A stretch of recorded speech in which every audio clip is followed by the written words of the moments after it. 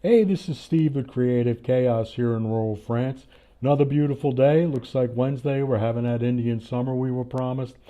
Like I said, I put a number of the smaller pieces on the hull. Really, my camera set up the way it is now. Really, all you get was some really close-up shots of my thumb, so you don't really want to see that.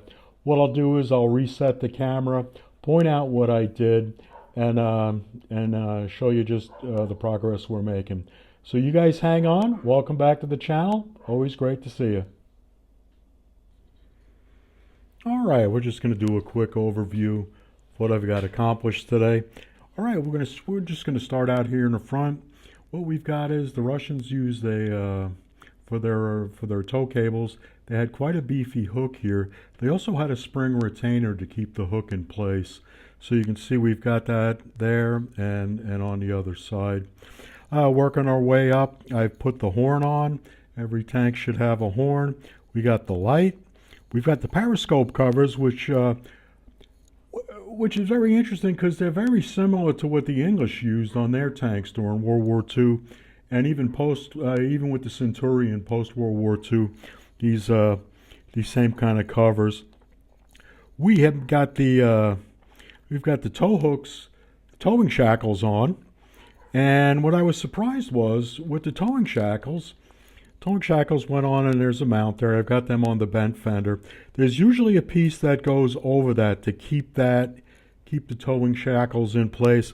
It looked like in the instructions it was there, but I could not find it in the illustrated parts breakdown. I've started putting the fender supports on. It's going to be a bit interesting with the bent fenders, how well or well not they're going to go on. I don't know if well not's a word or not, but you know what I mean. So what's interesting here is on the broken nose IS, they had a splash guard here, and it was integrated with the fender supports.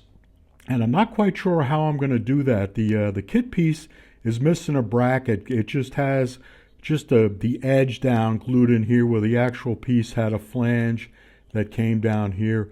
So I'll probably find some styrene downstairs and just gin up a piece or two.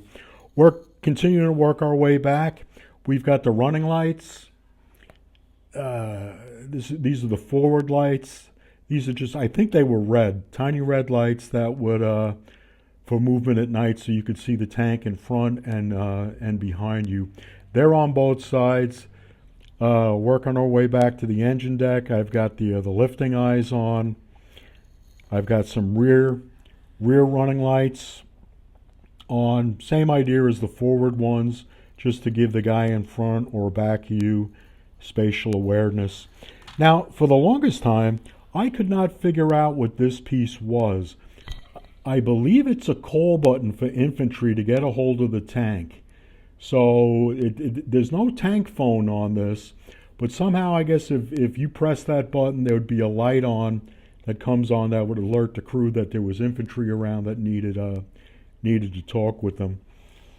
I managed to get the mud scrapers. I've still got to paint those.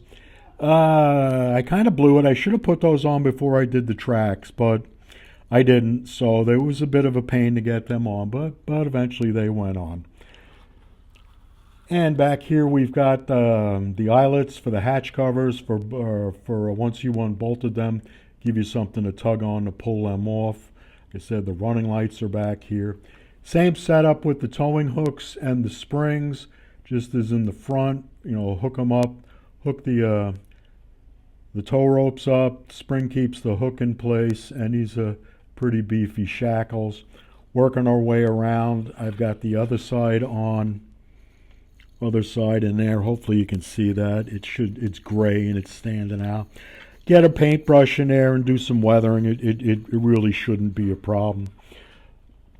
So that's where I'm at right now. Bit of a show and tell today because these are fiddly parts, and with my current setup, it is hard for me to get a good view of that. So you really don't want to see my thumbs. I mean, heck, I don't even want to see my thumbs on these videos. So we've got a lot done. Looking forward to starting the turret this week. I want that 85 millimeter gun. Great for the T34, but you really, on an IS, you really need that 122, and that's what we're going to do to this IS-1. We're going to upgrade him. He's going to have the broken nose. It's going to look pretty good. Bit of an Indian summer here in France, which I'm always happy about. I hope you have a great day. If you see us out there on YouTube, TikTok, Instagram, or Facebook, give us a like, share, and subscribe. And hopefully we can grow the channel and I can get more content to you. You guys take care. Always great talking to you. See you later. Steve out.